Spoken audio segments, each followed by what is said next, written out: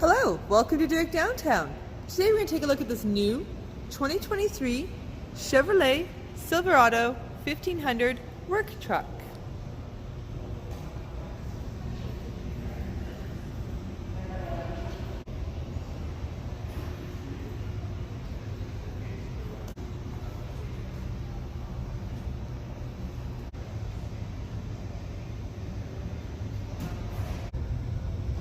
This Silverado has a regular cab, long bed, and four-wheel drive.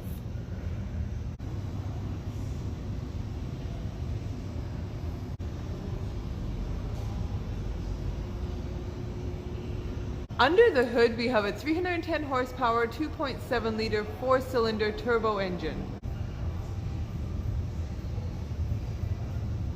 On the driver's door we have your window, lock, and mirror controls. We seat 3 in this Silverado. There is a storage area located under the middle seat. If you fold down the middle seat, then you have a center console. This Silverado has 12 kilometers. Here is the home page of the infotainment system. On this page, you have your media on the left and your phone on the right.